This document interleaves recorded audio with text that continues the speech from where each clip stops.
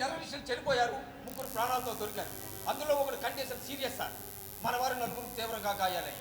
Base doctor Gopal requesting immediate రమ్మని service sir. Over sir. Sir sir copy. Intelligence report ముందుగా ఉంది. మనం ఎలర్ట్గా ఉన్నాం కనుక సరిపోయింది, లేకపోతే మన బేస్ మొత్తం ఖాళీ. సరే, ఎయిర్ సపోర్ట్ ఎంతసేపట్లో వస్తున్నాయి? గాలివాన కారణంగా తెల్లవారే వరకు ఎయిర్ సపోర్ట్ పంపించలేమని కమాండ్ సెంటర్ మెసేజ్ సార్. తెల్లవారే వరకు? అవును సార్. మై గాడ్, తెల్లవారడానికి ఇంకా 4 గంటలు పడుతుంది. అంతవరకు ఎలాగా ఒక రకం మిమ్మల్ని మేనేజ్ చేయమని చెప్పారు సార్. మేనేజ్ చేయడానికి ఇది మామూలు వ్యవహారం కాదు నాయక్. ప్రాణాలతో జరగాలి. అందులోనూ ఆ పాకి టెర్రరిస్ట్ గారి గుండెకు అరంగుల దూరంలో బుల్లెట్ దిగింది. అర్జెంటుగా ఆపరేషన్ చేసి బుల్లెట్ తీయకపోతే వాడు చేస్తాడు నాయక్. చావనివ్వండి సార్. నాయక్ సార్, మన దేశానికి పట్టిన చీడ పురుగుల్లో ఒకటి చచ్చిందని లెక్క రాసుకుందాం. అరే, ఏం మాట్లాడుతున్నావు నాయక్? అక్కడ చావు బతుకుల మధ్య ఊగిసలాడుతున్నది. రూల్స్ వర్తించడానికి వాడు పొరుగు దేశం సైనికుడు కాదు సార్, ప్రమాదకరమైన తీవ్రవాది. కనుక కనికరించాల్సిన పని లేదు, మీరు వాడిని చంపేయండి. వాట్? నేను వాడిని చంపేయాలా? నేను? అవును, మీరే. అలా చేస్తే అది చట్టరీత్యా హత్య నేరం అవుతుంది. ఆ నేరమే మీరు వాడి పాపాలకు వేసిన శిక్ష అవుతుంది. ఆలోచించగలరు సార్, చంపేయండి. No, never. నేను ఆ పని చేయలేదు. ఎందుకని సార్? మనుషుల్ని చంపడం నా వృత్తి కాదు. ఆఖరి నిమిషం వరకు చావు నోట్లో చిక్కుకున్న ప్రాణాన్ని బయటపడేందుకు ప్రయత్నించడమే ఒక డాక్టర్గా నా వృత్తి ధర్మం. మరి మీ ఉద్యోగ ధర్మం మాట ఏమిటి డాక్టర్? నా వృత్తి ధర్మమే నా ఉద్యోగ ధర్మం. ఎంత మాత్రం కాదు సార్. మీరిప్పుడు సైన్యంలో ఉద్యోగం చేస్తున్నారు. అవసరమైనప్పుడు ఆయుధం చేతపట్టి శత్రువును అంతమొందించాలని మీకు ట్రైనింగ్ కూడా ఇచ్చారు. మర్చిపోయారా సార్? నిజమే, కానీ అలాంటి పరిస్థితి నాకెంతవరకు ఎదురవ్వలేదు. ఇప్పుడు అయింది కదా. శత్రువు మీ చేత చిక్కి మీ ఆపరేషన్ బల్ల మీద పడున్నాడు. వాడిని చంపడం సైనికుడిగా మీ ఉద్యోగ ధర్మం కాదా?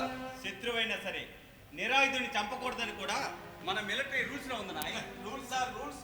రూల్స్ వరాలని వాడికి తెలీదా? నిరాయుధుడిగా పడి ఉన్న ఆ శత్రువే ఆయుధంతో మన మీద దాడి చేశాడు. ఇంతవరకు ఎంతో మంది నిరాయుధుల్ని, అమాయక ప్రజల్ని దేశం నలుమూలలా బాంబులు పెంచి మరీ చంపేశారు సార్. మనకున్నట్టే శత్రువు ఉన్న ప్రతి ఒక్కరికి ఒక ఆలోచన ఉంటుంది, దాన్ని ప్రేరేపించే సిద్ధాంతం ఉంటుంది. విధ్వంసం మారణకాడులే తీవ్రవాదుల ఉగ్రవాదుల సిద్ధాంతమైనప్పుడు దాన్నే మనం కూడా పాటించాలని నడుస్తున్న చరిత్ర హెచ్చరిస్తుంది సార్. ఓహో, నాయక్ నాయక్ నాయక్, నువ్వు ఇంత ఆవేశంగా మాట్లాడడం నేను ఇంతవరకు చూడలేదే. ఏ మనిషికైనా కడుపు మండి గుండె రగిలినప్పుడు కూడా ఆవేశం పుట్టకపోతే ఆ మనిషి మానసిక అంగవైకల్యంతో పుట్టటే సార్. నాయక్,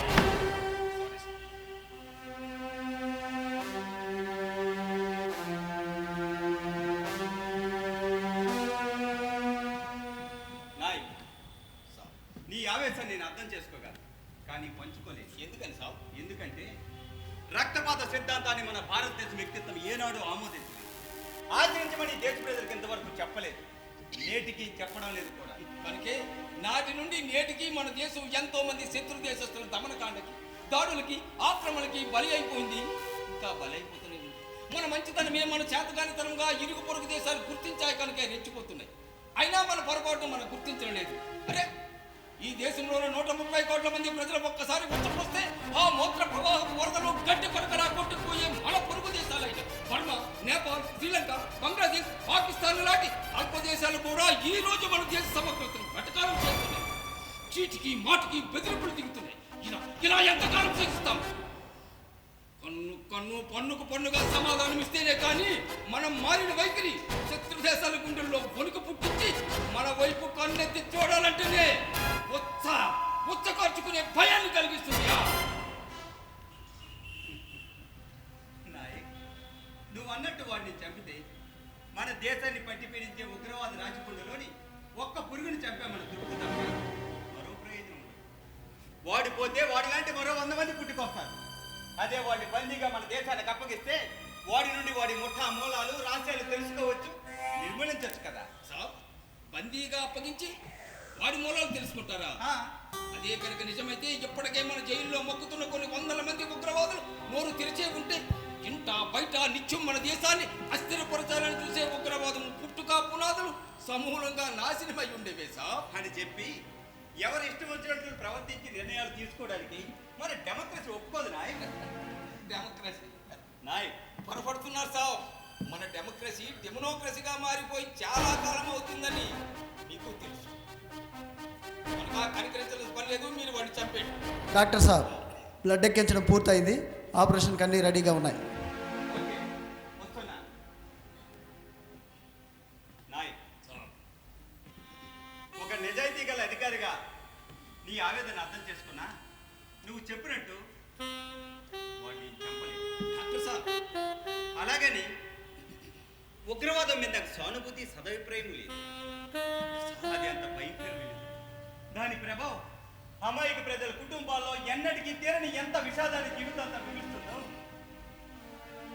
నాకు అనుభవపూర్వకంగా తెలుసు. డాక్టర్ సాబ్. అవునా? నేను చెప్పేది నిజం. హైదరాబాద్ గోకుల్చాట్లో జరిగిన ఉగ్రదాడిలో నా ఒక్కగానొక్క తమ్ముడు చనిపోయాడు. మా నాన్న 2 కాళ్ళు తెగిపడి అవిటి వాటిలా మిగిలిపోయి తన చేతుల్లోనే చనిపోయిన నా తమ్ముడిని తలుచుకుంటూ మతి స్థితితో తప్పి మంచం పట్టి నేటికి పలకరించే ప్రతి ఒక్కరిని కనబడకుండా పోయిన నా తమ్ముడి కోసం అడుగుతుంటాడు. నా చిన్న కొడుకు తప్పిపోయాడు. మీరు ఎప్పుడైనా ఎక్కడైనా చూసారా? మీరు చూసారా? మీరు మీరు మీరు అని హృదయ విదారకంగా ఏడవడం చూసి చూసి చూసి నా కళ్ళల్లో కన్నీళ్ళు ఇంకిపోయాయి. ఇక మామ తిరిగి రాని కొడుకుని మర్చిపోలేక మామూలు మనిషిగా తిరగలేని మా నాన్న మంచం పైన అన్ని సేవలు చెయ్యలేక చేస్తూ మానసికంగా శారీరకంగా కుంగి కృషించిపోయి జీవోత్సవంగా బ్రతికే ఉన్న మా అమ్మ విద్వేషం మిగిలితే నమ్మునాడుగా అక్కడ మా ఇంట్లో మిగిలి ఉన్నాను నాయ మిగిలి ఉన్నాను. జీవితంలో ఆనందమన్న పదాన్ని మర్చిపోయిన నాకన్నా ఉగ్రవాదం మీద ద్వేషం, కోపం, కసి, పగ నీకుంటాయని నేను అనుకోవడం లేదు. వ్యక్తిగతంగా నాకు జరిగిన అన్యాయం అవకాశం దొరికిన ప్రతిసారి ప్రతీకారాన్ని తీర్చుకోమంటాను.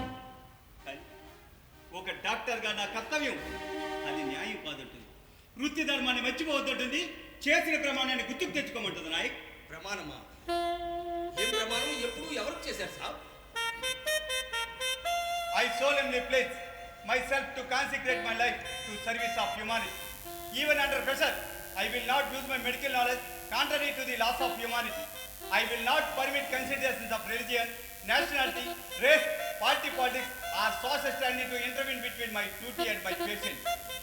అని మానవత్వానికి సమాజానికి ప్రమాణం చేసి డాక్టర్ పట్ల తీసుకున్న నేను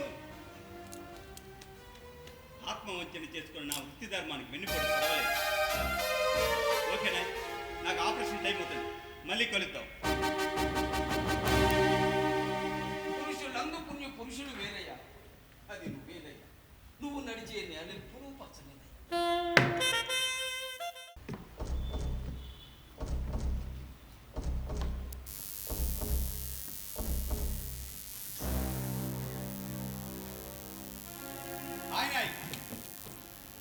ఏంటి ఈరోజు సెంట్రీ డ్యూటీ అనమాట? రిలీవ్ డ్యూటీ పడి సార్. తమరేట్ ఫినిషింగ్ దగ్గరకు వచ్చారు. పెట్రోలింగ్ పార్టీ ఎమర్జెన్సీనా? అబ్బాయి అదే కాదు నాయక్. మన యూనిట్ బేసుకొచ్చి 3 నెలలు అవుతున్నా ఈ చుట్టుపక్కల గ్రామాల్లో మెడికల్ క్యాంపులు అంటూ తినడంతోనే సరిపోయింది. మన బేస్ ఎలా ఉందో కూడా ఇంతవరకు చూడలేదు. అందుకే చూద్దామని ఇటువైపు ఇలా వచ్చారు. నాయక్ సాబ్, ఆ గ్రామం ఏంటి? ఈ బోర్డర్ ఫెన్సింగ్ అంత దగ్గరలో ఉంది. ఓ అదా. ఒకప్పుడు కాశ్మీర్ 2గా చేయక ముందు ఇప్పుడు మనం ఉన్న ఈ బోర్డర్ ప్రాంతం ఆ గ్రామం ఒకటిగానే ఉంది. తీవ్రవాదుల చొరబాట్లు ఎక్కువయ్యాక లైన్ ఆఫ్ కంట్రోల్ నిర్ణయం మీద ఫెన్సింగ్ వేశాక ఆ గ్రామం వేరుపడి అలా మిగిలిపోయిస్తాం. ఒప్పందం ప్రకారం ఆ గ్రామాన్ని దూరంగా తరలించాలి కదా? తరలించాలి, నిజమే. కానీ అక్కడ ఒక పేరు మోసిన దర్గా ఉంది. ఉంటే డెవలప్మెంట్ కన్నా సెంటిమెంట్ కోసం ప్రాణాలు ఇచ్చే మూర్ఖ ప్రజలున్న ఏ దేశంలోనైనా అవతల మధ్య సరిహద్దులు మారుస్తారు. కానీ దేవుళ్ళ విగ్రహాల్ని, దేవదూతల సమాధుల్ని కదిలించే సాహసం ఏ ప్రభుత్వాలు చెయ్యలేవు అనడానికి నిదర్శనంగా అదిగో ఆ గ్రామాలను మిగిలిపోయింది.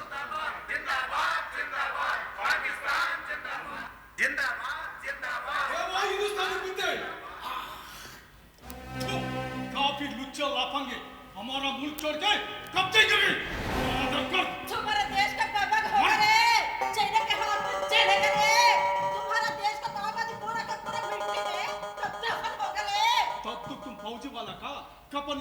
कौन वो डके तेरे घर वाले कौन भेजेंगे रे?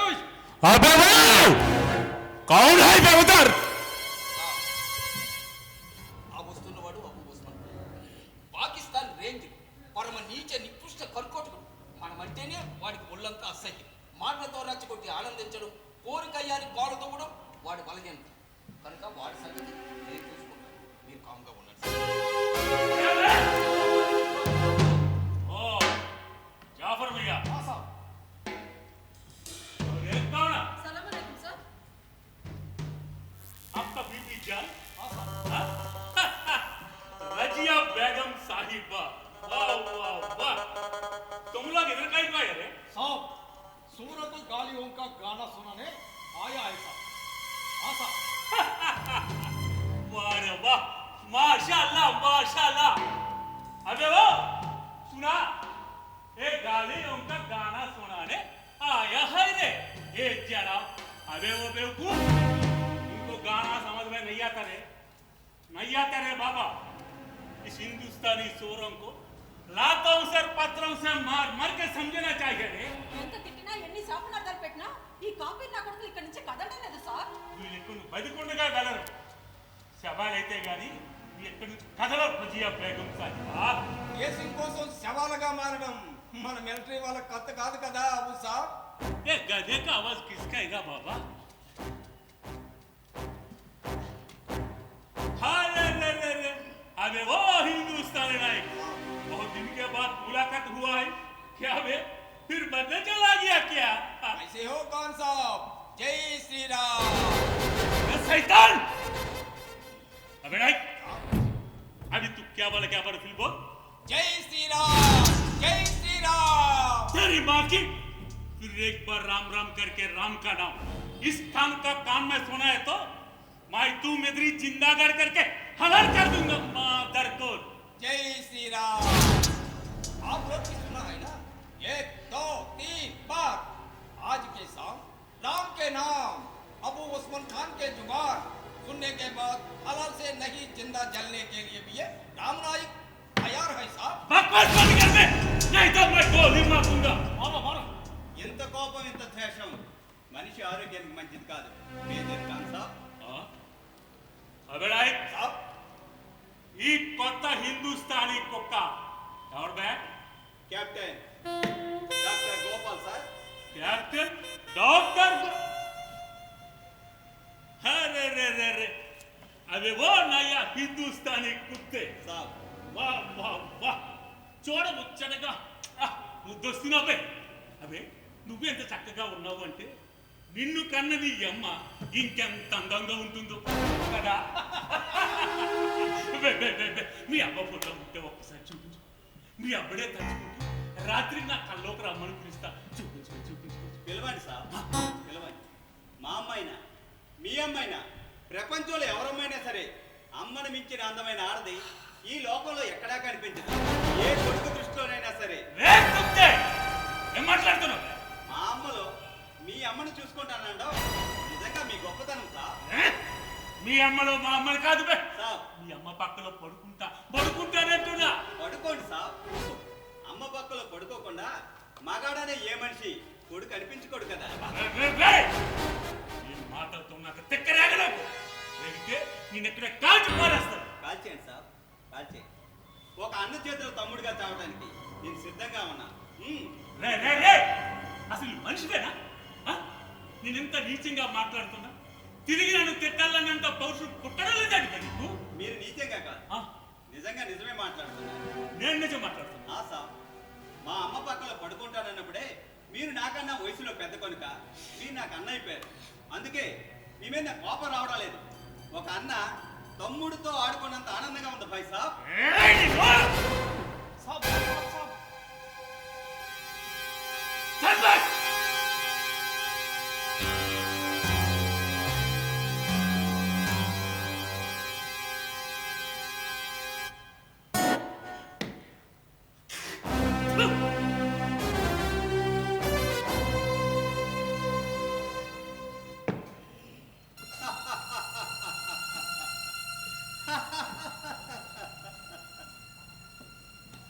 నాయక్ వాడికి ఎందుకు మన మీద అంత ద్వేషం?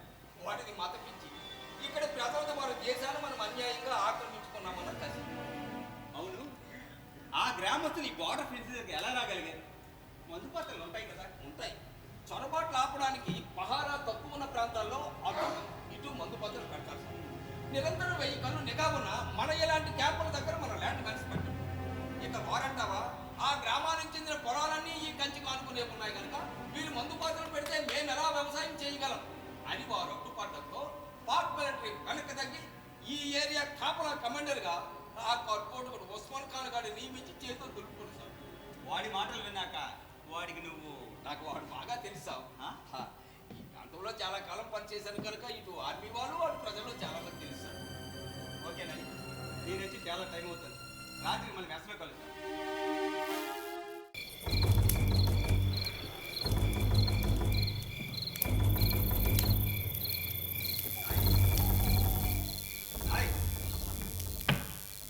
అర్జెంటుగా రమ్మని ఫోన్ చేసావు. అది ఓకే సార్ నాకేం కాలేదు సార్, నేను బాగానే ఉన్నాను. మరి ఇంత రాత్రి కూడా దేనికి రమ్మన్నా? సార్ క్షమించండి సార్, మీతో ఉన్న చదువు కొద్దీ మంచి నిద్రలో ఉన్న మిమ్మల్ని లేపేశాను సార్. అదే ఎందుకని? ఎందుకంటే ఇంటికి ఎలా చెప్పను, చెప్తే మీరు ఏమనుకుంటారోనని. నేను ఏమీ అనుకోను. సరే సార్ మీరు అర్జెంటుగా అర్జెంటుగా చావు బ్రతుకుల మధ్య ఉన్న 2 ప్రాణాలు కాపాడాలి సార్. ఈ మాట చెప్పడానిక అంతలా ఒరి అవుతున్నావు? సాయశక్తిని ప్రశ్నించి ప్రాణాలు నిలబడమే కదా ఒక డాక్టర్గా నా బాధ్యత. నీకేమైందోనని ఎంత టెన్షన్ పడ్డానో తెలుసా నాయ్? Thank God. అవును, ఈ మాట నువ్వు నన్ను మరి బేస్ హాస్పిటల్ అడగాలి కదా, ఇక్కడ పిలిచి అడుగుతున్నా. ఏమైంది నాయ్? ఏం జరిగింది?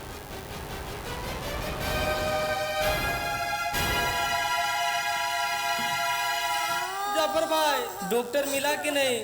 जल्दी इधर आओ ना, हालत बहुत बिगड़ता जा रहा है. जल्दी लेके आओ ना डॉक्टर को. నాయ్, ఆ ఫోన్లో క్యాప్లెన్ వీలేంటి?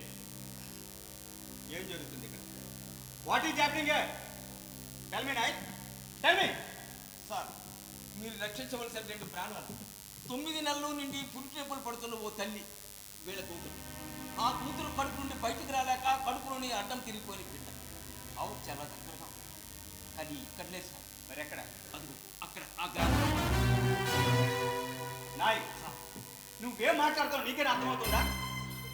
ఆ గ్రామం ఉన్నది మనం అడుగు పెట్టడానికి వీల్లేని శత్రుదేశ భూభాగం నేను ఒక డాక్టర్గా ఆలోచించి ఇక్కడ ఆగిపోతే అక్కడ 2 ప్రాణాలు పోతాయి సార్ అని చెప్పి నిబంధనలకు విరుద్ధంగా అక్కడ అడుగు పెడితే చొరబాటు అవుతుంది, నేరం అవుతుంది.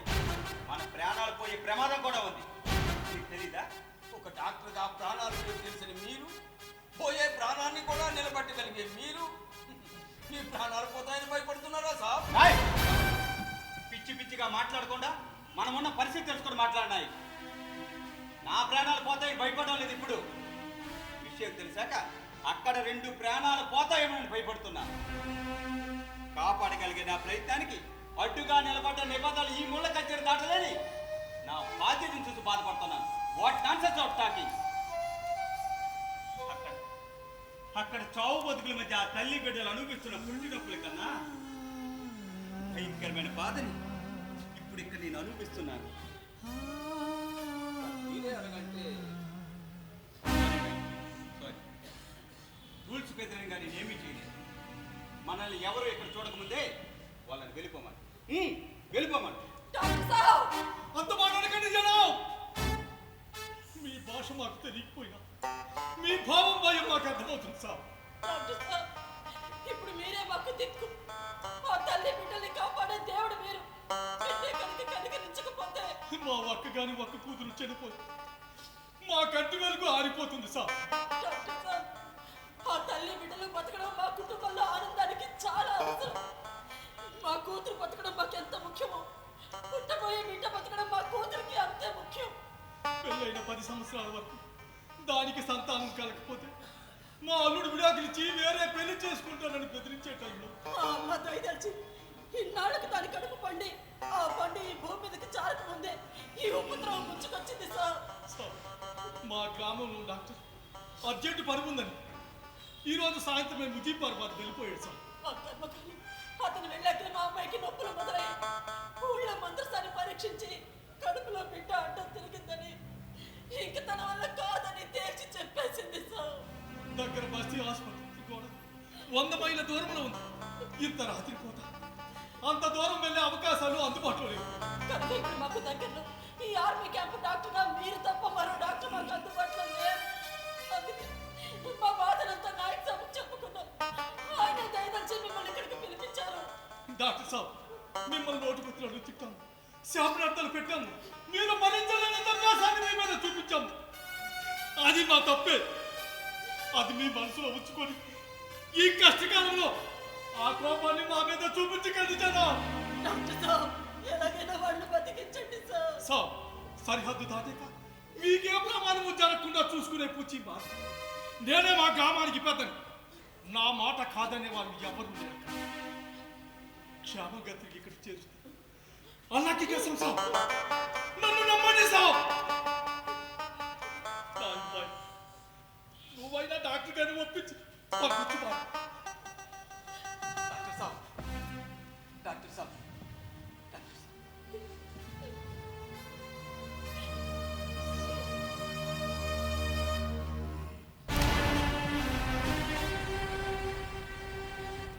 డాక్టర్ బైజా, నీకు నాకు ఏ సంబంధం లేకపోయినా నీ తోడబుట్టిన దానిలాగా కొంగు చాచి అడుగుతున్నా. అక్కడ నీ మేనకోడలు చావు బతుకుల మధ్య ఊగిసలాడుతుంది. దాని ప్రాణాలను కాపాడి భిక్షగా ఈ జోలలో వెయ్యన్నా. జీవితాంతం నిన్ను దేవుడిగా పూజించుకుంటా. ఒక్కసారి ఆలోచించండి. నాయక్, ఆ రోజు మన మీద దాడి చేసిన ఆ దేశ విధ్వంసాన్ని చంపేమన్నా నేనే ఈ రోజు ఆ దేశంలో మన మీద అభిమానాన్ని బ్రతికించమనుకుంటున్నాను. నాయక్, ఒక సరిహద్దు సైనికుడిగా చొరబాటు ఆపవలసిన నువ్వు నన్ను శత్రుదేశాలు అడుగు పెట్టమంటున్నావా? సరిహద్దు రక్షణకు ప్రాణాలు ఇవ్వగలిగే మనం సరిహద్దులు దాని ప్రాణాలు కాపాడలేము సార్. ఎన్నెన్నో చావులు చూసి చూసి మానసికంగా రాడు తేలిపోయాయి. చావులోని విషాదం, ప్రాణాల విలువ ఒక డాక్టర్గా మీకు, సైనికుడిగా నాకు తెలిసినంత బాధ ఎవరికి తెలియదు కదా సార్. తెలిసినా ఏం చెయ్యాలో తోచనివని రెండు ధర్మాల్లో ఎటు మొగ్గాలో తేల్చుకోలేకపోతున్నాను. అటు వృత్తి ధర్మం, ఇటు ఉద్యోగ ధర్మం. ఓ, అదే మీ సంశయం. గతంలో వృత్తి ధర్మం కోసం అవసరమైనప్పుడు శత్రువును చంపి తీరాలన్నా మీ ఉద్యోగ ధర్మాన్ని పక్కన పెట్టి మరి శత్రువును బతికించిన గొప్ప వ్యక్తిత్వాన్ని సాక్ష్యముగా నిలిపిన చరిత్ర మీకుంది సార్. మర్చిపోయారా? అవునా? అసలు వాళ్ళ కోసం నువ్వెందుకు అంత బాధపడుతున్నావు? ఎంతైనా మనం మనుషులు. వీళ్ళు మనలాంటి మనుషులు. మనిషిగా సాటి మనిషి కష్టాల్ని కన్నీళ్ళని చూసి స్పందించకపోతే మనకి జంతువుకి తేడా ఉండదని మీ దగ్గరే నేర్చుకున్నాను సార్.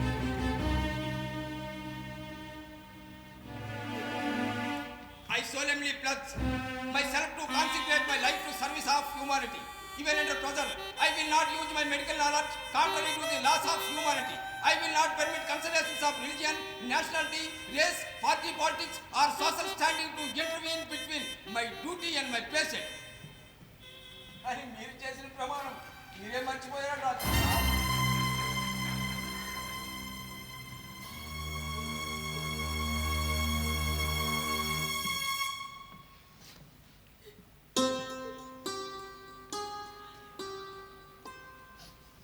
నా ధర్మాన్ని గుర్తు చేసినందుకు సాహబ్, ఏది ఎలా జరగాలో అదే జరుగుతుంది. उठो बहन, उठो। मैं आता हूँ, चलो।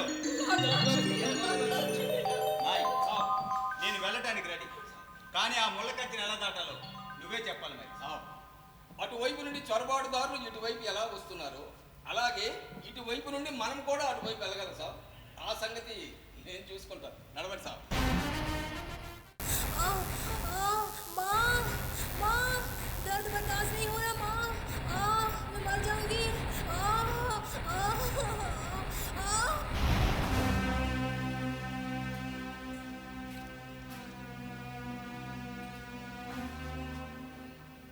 डॉक्टर साहब, साहब కానీ తల్లి పరిస్థితే చాలా నీరసంగా బలహీనంగా ఉంది. మరి మరి డెలివరీ డెలివరీ నార్మల్ డెలివరీ జరగదు.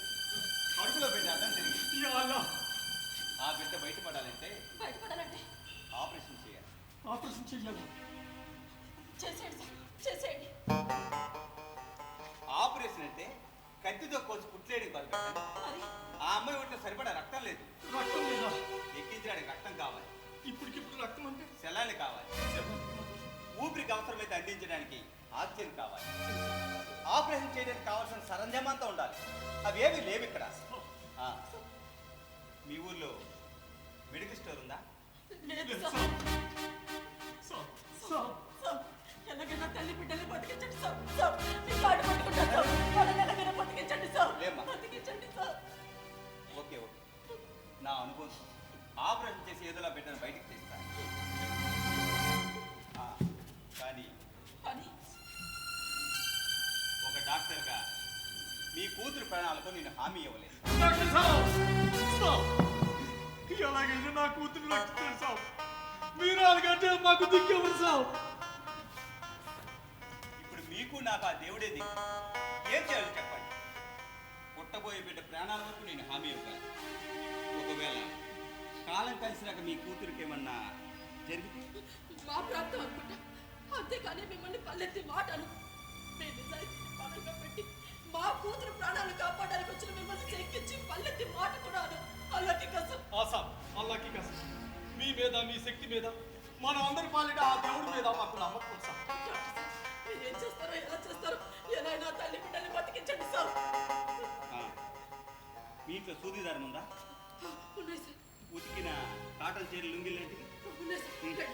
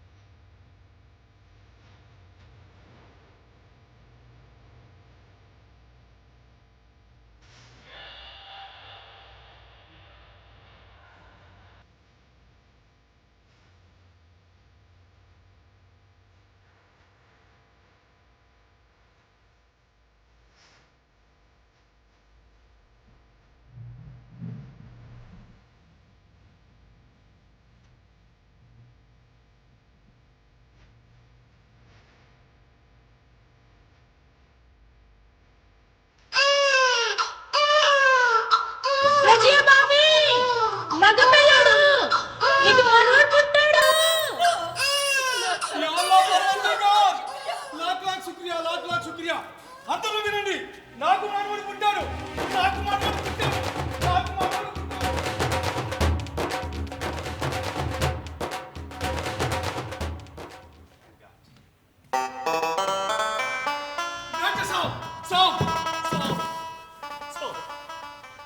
ఇక్కడి నుంచి మీరే నా దేవుడు సార్. మీ ఫోటోని అది అక్కడ అది కాదు సార్, ఇక్కడ మేము బ్రతుకున్నందుకాలం మా గుండెలో పెట్టుకొని మిమ్మల్ని దేవుడిగా పూజించుకుంటాం సార్. అంత పని అలాంటి పని మాత్రం చేయకండి. వీలైతే సాటి మనిషి ప్రేమించండి, గౌరవించండి. అంతేగాని మనిషిని దేవుడుగా మార్చి పూజించి దేవుడు అన్న పదాలకున్న పవిత్రతను దిగజార్చండి. మా కుటుంబంలో ఆనందాన్ని, మా వంశాన్ని నిలబెట్టిన వంశాంకురాన్ని అందించిన మీరు ఏమిచ్చి తీర్చుకోగలం సార్?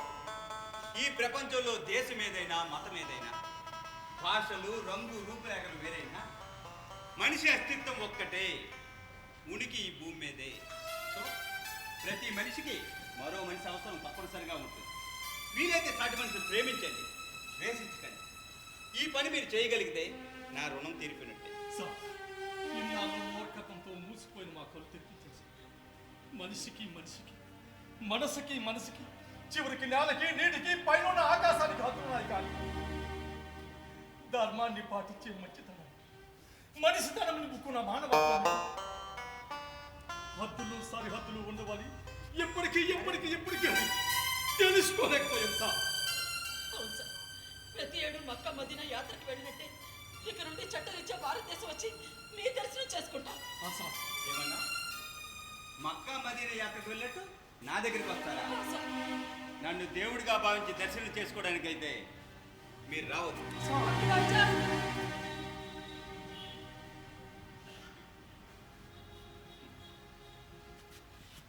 జాఫర్ మియా,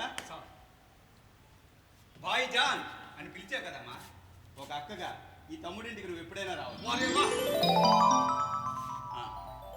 వచ్చే పని పూర్తయింది, ఇక బయలుదేరదాం. ఒక్క క్షణం ఆగు భయ్యా, ఒక్క క్షణం.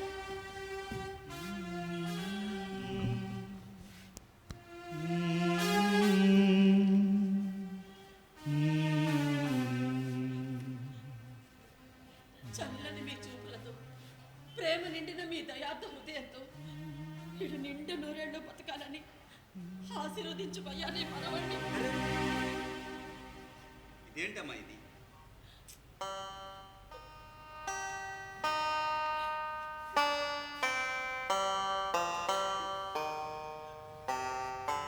God bless you, God bless you. వీడిని మనిషిగా పెంచండి, ప్రయోజకుని చేయండి. అలాగే సార్. సాబ్, ఈ క్షణాలు మా జీవితాల్లో మధురమైన జ్ఞాపకాలుగా మిగిలిపోలేదు సార్.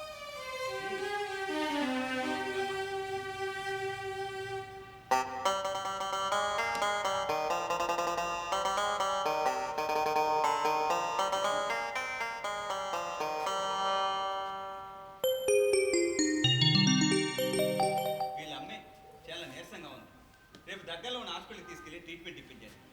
2 రోజుల్లో కోలుకుంటుంది. అలాగే సార్.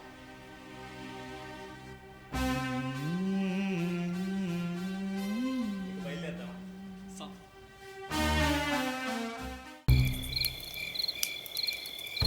సార్, అదిగో మన ముచ్చిగా.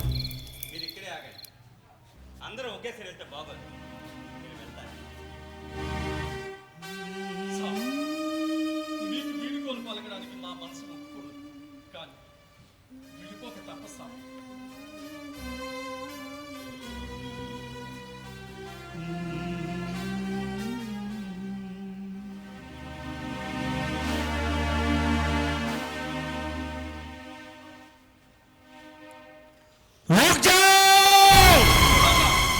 సరిహద్దు 50 అడుగుల దూరంలో కాలం ఎదురు తీయడమంటే ఇదేనేమో. డాక్టర్ సాబ్ వాళ్ళు చూసేసారంటావా? ఏం జరుగుతుందో ఎందుకైనా మంచిది మన వాళ్ళందరినీ రమ్మని ఫోన్ చేసి చెప్పు.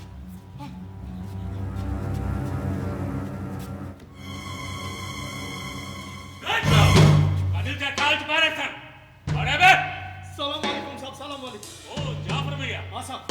और ये कौन है? సలాం అలైకుం సార్. और రజియా బేగం సాహిబా. ఈ టైంలో మీరు ఎక్కడేం చేస్తున్నారు? సార్, పొలానికి నీరు పెట్టడానికి వచ్చారు సార్. పొలంకి నీరు పెట్టండి. సార్. సార్, ठीक है, जाओ जाओ.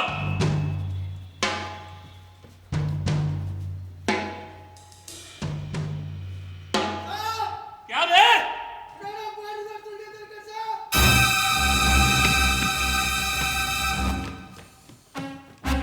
ऑर्डर लॉर्ड को దొరికేనా? అవును సార్.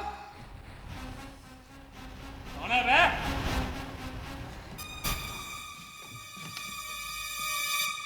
యాలా వీడి మన శత్రువు కుతస్సా లేకో. ఓ జమ్మియా! మన శత్రువు మన చేతికి చిక్కాడు. ఈ రోజు మనకు పండగ, ఈ రోజు మనకు పండగే. మరసా లేకో. సార్,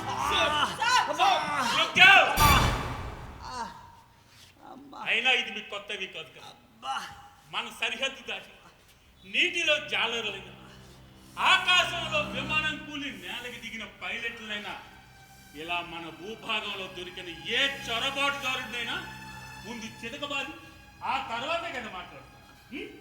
మరసాలే అది కాదు సాబ్. చోటు అలవాటు తప్పిందా? అలవాటు తప్పినా సరే నోరు మూసుకుని చూడండి. అంతేకాదు సాబ్ సాబ్ సాబ్ అని నా మూడు పాడు చేసి వీడి చావు కేకల్లోని వింసం పైన సంగీతంలోని మజా నాకు త్వరకుండా చేస్తే మీరు చూస్తూనే కాదు వీడి కాల్చి పారేస్తాను. సమజా? దోసాలే ఎవడవా నువ్వు? నేను ఒక భారతీయుడిని. అబద్ధం. నువ్వు ఒక హిందూ. హిందూ అయినా, ముస్లిం అయినా, క్రిస్టియన్ అయినా, ఎవరైనా సరే ఆ నేల మీద బ్రతికే మనమంతా భారతీయులమేనని సగర్వంగా చెప్పుకుంటాను. అలా చెప్పుకోండి. మీరంతా మా ఆగర్భ శత్రువులు. ఇక్కడ పాకిస్తాన్, అక్కడ హిందుస్థాన్ గా బ్రతికే మనమంతా ఒకే తల్లి గర్భం నుండి వచ్చిన సోదరులమేనని అప్పుడే మర్చిపోయారా భాయ్ సాబ్? హాయ్ సాబ్, ఈ గుంట ఎక్కడో చూసా. ఎక్కడ ఎక్కడ?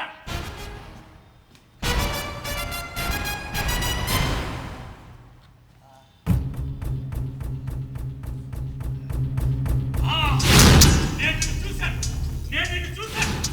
వీడు ఆ హిందుస్థానీ మిలిటరీ డాక్టర్ కాదు. మిల్ గయా సాలే, మిల్ గయా. ఈ జ్ఞాపక శక్తికి జోహార్. సలాం వాలేకుం భాయ్ సాబ్. శత్రువుతో వరుస కలిసి మాట్లాడుతున్నా. మరోసారి వాళ్ళ పిలిస్తే నేను ఎక్కడ కాల్చి పారేస్తాను. ఆవేశం ఆరోగ్యానికి మంచిది కాదని ఇంతకు ముందే చెప్పాను. ఇద్దరి పలకరింపులకి ఒక వరుస తోడైతే ఆ బంధంలో ప్రేమాభిమానాలు ఉంటాయని మన అమ్మ చెప్పింది. మనమ్మ? ఆ, ఎవరమ్మ? స్వాతంత్రం తరువాత విభజనకు ముందు మన మతాలు వేరైనా మనమంతా భారతదేశం అనే తల్లి బిడ్డలమేనని అప్పుడే మర్చిపోయారా భాయ్ సాబ్? నీ మాటలతో నాకు పిచ్చెక్కించుకో. విభజన తర్వాత నువ్వు అనుకునే శత్రుత్వం విడిపోయిన మన రెండు దేశ ప్రభుత్వాల మధ్య ఉంది, కానీ మన మనుషుల మధ్య మన మనసుల్లోనూ లేదని నువ్వు ఇంకా గ్రహించలేదా?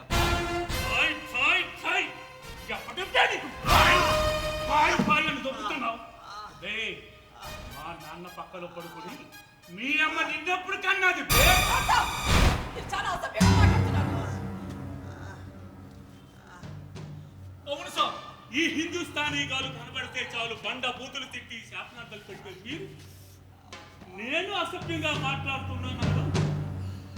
చాలా వింతగా ఉంది.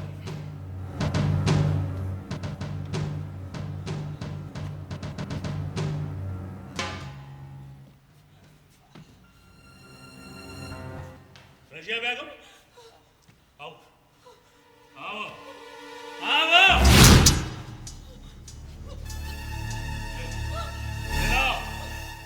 लेना इनको गोले मारो. नहीं मारेगा?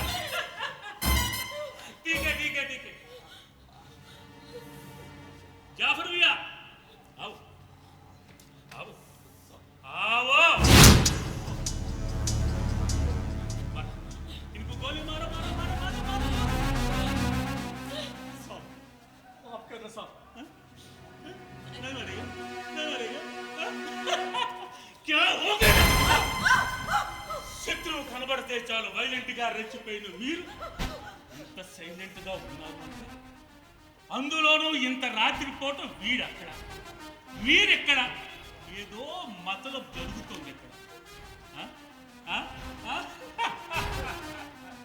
అదేవో పక్కడొద్దాను. ముందు వీడి లెక్క తెలిసి తర్వాత మీ సంగతి తెలుసు. డాక్టర్ డాక్టర్ డాక్టర్ ఏ విధ్వంసం జరపాలని మా భూభాగంలో చొరబడ్డావు డాక్టర్. విధ్వంసం జరపాలన్నంత విద్వేషం మీ మీద నాకు లేదు. మరి ఎందుకు వచ్చావు డాక్టర్? ఒక డాక్టర్గా డాక్టర్గా నా వృత్తి ధర్మాన్ని కాపాడడానికి. మా భూభాగంలో చొరబడ్డావా డాక్టర్? ఎవరు నిన్ను ఎక్కడికి రమ్మని పిలిచారు డాక్టర్? వీళ్ళ చెప్పు, ఎవరు పిలిచారు? ఎవరు పిలవకుండా నీకు నువ్వు వెళ్ళావు. చెప్పు, ఇక్కడికి పిలిచిన మా దేశద్రోహులు ఎవరు? నన్నెవరూ పిలవలేదు. ఈ ప్రశాంతమైన రాత్రి వేళ ఈ సరిహద్దుకు దగ్గరగా ఉన్న ఈ గ్రామం నుంచి ఏడుపులు చౌకేకలు వినిపించాయి. అంతే, ఇక్కడెవరో ప్రాణాపాయ స్థితిలో ఉన్నారని ఒక డాక్టర్గా నా అనుభవం చెప్పింది. వెంటనే నా కర్తవ్యం గుర్తుకొచ్చి నాకు నేనుగా మీ దేశంలో చొరబడ్డాను. నువ్వు చెప్పినది పచ్చి అబద్ధం. ఇది నమ్మడానికి నేను పిచ్చి పువ్వును కాదు కదా డాక్టర్, కాదు కదా. ఇక్కడికి మనం పిలిచిన మా దేశద్రోహులు ఎవరు? చెప్పకపోతే ఈ రోజు నా చేతిలో గొప్ప చావు నష్టం. చెప్పు. దయచేసి అతన్ని అంత దారుణంగా హింసించకండి. అతనికి జరగరానిది ఏదైనా జరిగితే ఆ పాపం మమ్మల్ని వేడి జన్మ దాకా వెంటాడుతుంది. అతను మంచితనం మేము బతుకున్నంతకాలం విప్పులు కాలుస్తూనే ఉంటుంది. చావు బతుకుల వచ్చి ఊగిస్తున్నాడుతున్నా మా కూతుర్ని బతికించమని మేము పిలిస్తే అతను ఇక్కడికి వస్తే అతని జీవితం ప్రమాదంలో పడుతుందని తెలిసి మరి వచ్చాడు సార్. అంత మంచి మనసున్న మనిషిని బాధపడితే మనకు పుట్టగతులుంటాం. వాళ్ళ కూడా మనల్ని క్షమించడు. సార్ దయచేసి అతన్ని వదిలేడు సార్. వద్దు కాదు సార్, వద్దు. వాళ్ళ మాటలు విని నన్ను వదలొచ్చు. నా వృత్తి ధర్మాన్ని పాటించడానికి చట్టవిరుద్ధంగా మీ దేశంలో అడుగుపెట్టడం నా తప్పే. అందుకు తగిన శిక్ష విధించకుండా వదిలేయటం ఒక సైనికుడిగా నీ ఉద్యోగ ధర్మానికి తగ్గ. నన్ను అరెస్ట్ చేసి నీ ప్రభుత్వానికి అప్పగించి నాలాగే నీ కర్తవ్యాన్ని నెరవేర్చి ఈ తమ్ముడు తగ్గ వనం అనిపించుకో. చూపే కమేన్ కుత్తే. నీలాంటి వాడు మైండ్ గేమ్ పడిపోయేంత బేవకూఫ్ వాడు. ఈ ఆ దేశంలో భయంకరమైన విధ్వంసం సృష్టించడానికి వచ్చిన ఆ హిందుస్థానీ ఉగ్రవాదులని నీతోనే ప్రపంచానికి చెప్పించి ఈ దేశం పరువు మర్యాద మంటగలిపి అంతర్జాతీయ వేదికలుగా నీ దేశాన్ని దోషిగా చేస్తావు. దయచేసి అతన్ని అంత పని చేయగలి సార్. అతన్ని వదిలేడు సార్. మీరు అడిగినంత డబ్బులు ఇస్తాం సార్. అడిగినంత డబ్బిస్తారా? కావాలంటే నా ఆస్తి మొత్తం ఇక్కడ రాసిస్తాను సార్. మీ ఆస్తి మొత్తం రాసిస్తారా? అలాగే చేస్తాం సార్. చూప్ చూప్. మరోసారి మీ నోటి నుండి వీడిని వదిలేమన్న మాట వినబడితే వీడితో మీకు సంబంధాలు లేని చెప్పి సాక్ష్యాలు రుజువులతో అందరినీ ఉరికమ్మ పెట్టిస్తాను.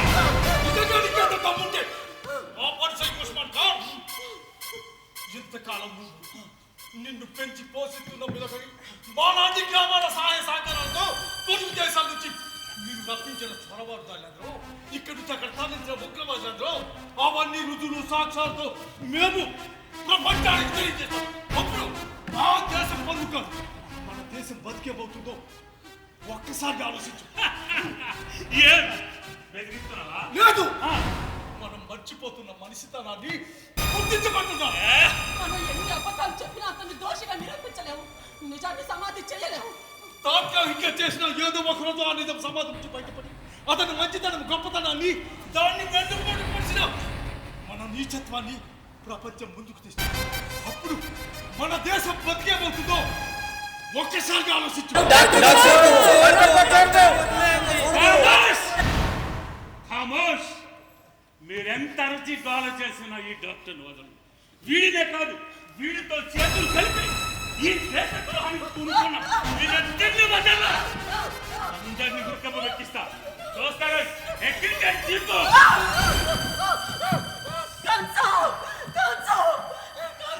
దయచేసి అతన్ని వదిలేయండి. వదిలేండి సార్. వదిలేండి సార్. వదలను.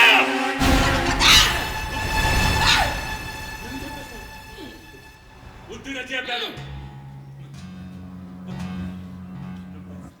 నన్ను చంపొద్దు.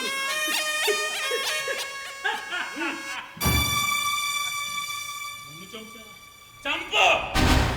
నువ్వు ఊహించట్టుగా నేను చేయను. ఆ ఉరికమ్మ వెక్కి చచ్చే చావేదా ఇక్కడే నీ కళ్ళ ముందే నన్ను నేనే కాల్చుకొని చేస్తాను. చేస్తావా? చావు చావు చావు చావు. నీ బతుకనకు అంతం కావాల్సిందే. అదేదే ఇప్పుడు ఇక్కడ జరిగిపోతే ఒక దేశద్రోహి పేడ వెరగడానికి లెక్క రాసుకోవటం. చావు. వద్దువే వద్దు. నా కోసం నువ్వు అంతకు తెగించు. నా కళ్ళెదురుగా నువ్వు ప్రాణాలు తీసుకుంటే ఇంతవరకు నేను పడిన శ్రమ అంతా వృధా అయిపోతుంది. మీ జీవితాల్లో ఏ ఆనందం నింపడానికి వచ్చానో అది నీ చావుతో ఆవిరైపోవడం తలుచుకుంటూ నా శాశ్వత జీవితాన్ని గడపండి. వద్దు, నా మాట విను. ఆ రివల్వర్ పారే ఒక తమ్ముడిగా బ్రతిమలాడుకుంటున్నాను. ఖుదాకి కసం. క్యా సీన్ హై రే బాబా, క్యా సీన్ హై. వీడి కోసం చావడానికి సిద్ధపడ్డవు అక్కతాని అక్క. దీనికోసం ఓ తమ్ముడు కాని తమ్ముడు యాక్టింగ్ బహుతచ్చరా బాబా. బాలీవుడ్ సినిమాని మించిపోయింది వీళ్ళ యాక్టింగ్.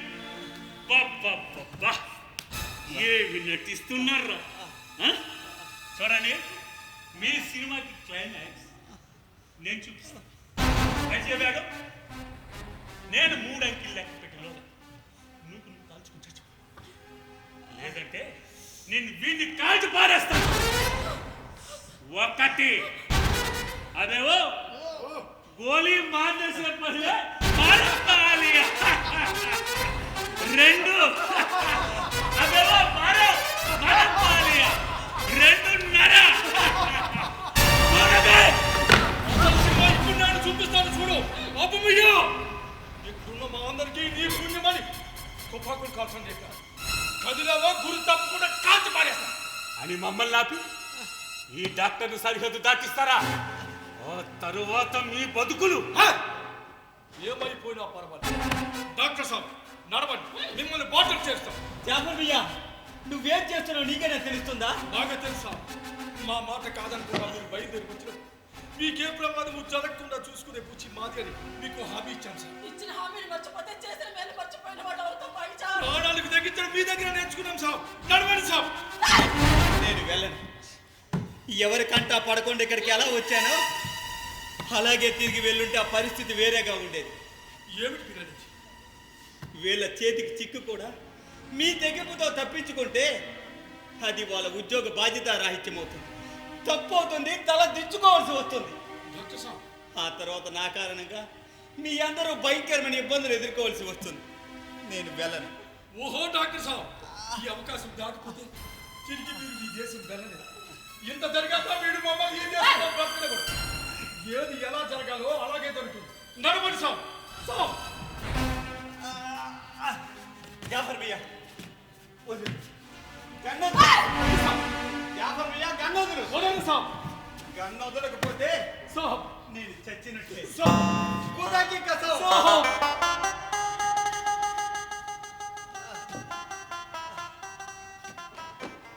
ఖాన్ సాబ్, మనమిద్దరం మన ధర్మాన్ని నెరవేర్చాం. నేను ఎప్పటికీ మీ బందీనే. జరిగిందంతా మనసులో పెట్టుకుని మీ కోపాన్ని కసిరి నా మీద తీర్చుకోండి. కానీ దయచేసి వాళ్ళని విడిచిపెట్టండి. తీసుకోండి భాయ్ సాబ్, తీసుకోండి.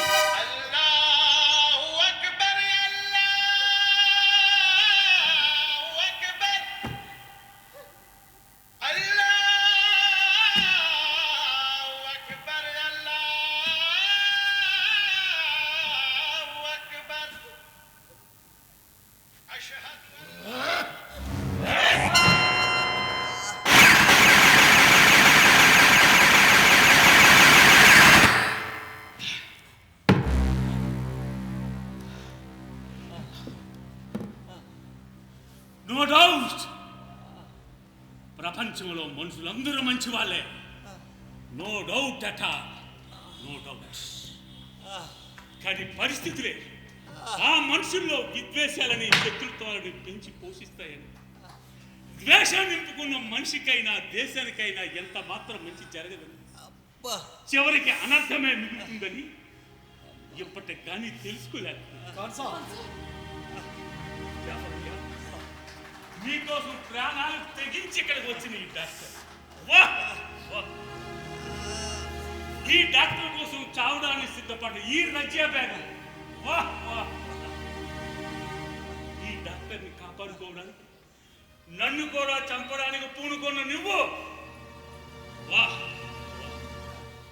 Hats off, hats off to all, hats off.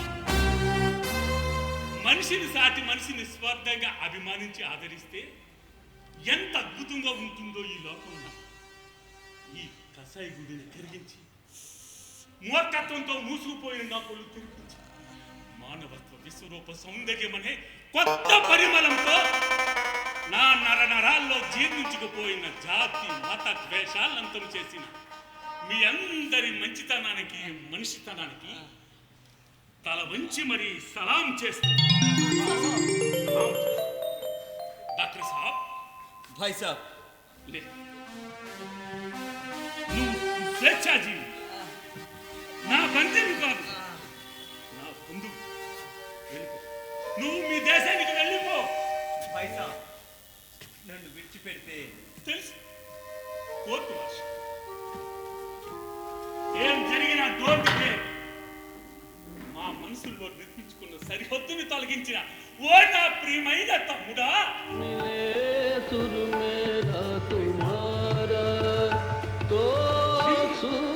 మన దేశాన్ని నిర్మించుకున్న ఆ సరిహద్దుని ఈ నీ అన్న దాటిస్తాడు. రా